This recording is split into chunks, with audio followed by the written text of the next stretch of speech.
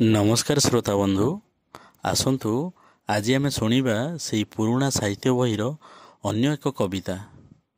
यही कवितार मराठा राज्यर राजा शिवाजी छत्रपति विषय कहुई। शिवाजी राजा राजत्व काल दिने राजा मंत्री पारिषद मानक नहीं राज्य शासन चलाऊ था। यही समय तांकर गुरु रामदास पहुँची जाइछन्ति।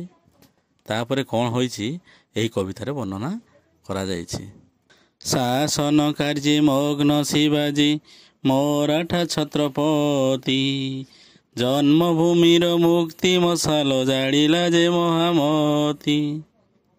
शुणिला सहसा काहार शब्द आसनु चमकी उठी दुआर पारु से डाकई किए से मिलू हे भिक्षामुठी। धन धान्य रे पूरी देश तो से जे तार अभिमान किए से भिकारी शिवाजी राज्ये भिक्षार काहीं थान।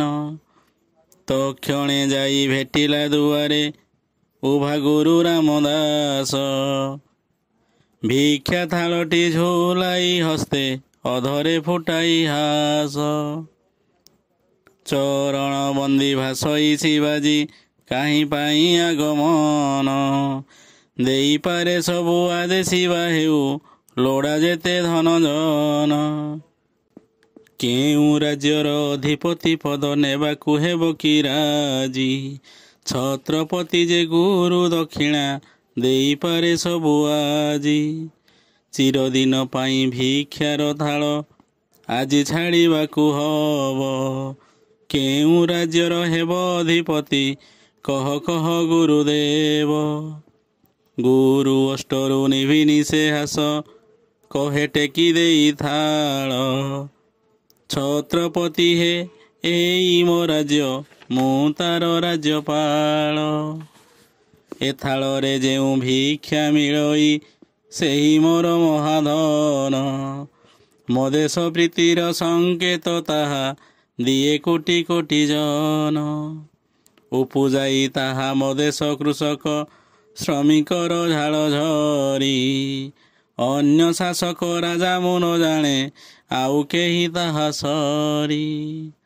ताहा ठारु बड़ी बड़ सैनिक बड़ वीर नाही माने पूरी उठे सबु भिक्षार थाल केवल ताहारी दाने।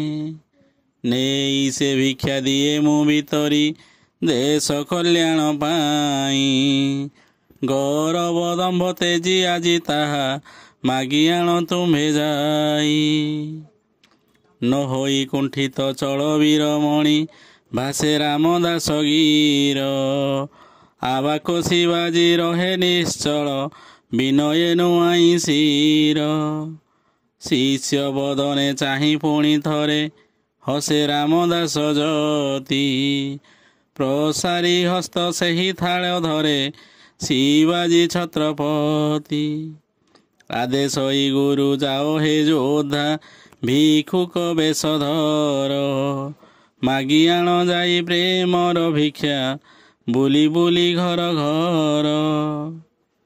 देश जननीर पुण्य पथरे करे धर एही थाल चल हे पांथ दुआरे दुआरे प्रेमर प्रदीप जाल।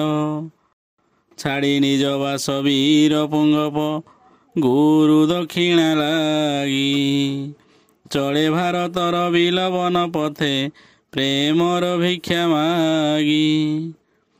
मागी से भिक्षा लोभ होई शिक्षा तुटी जाए अभिमान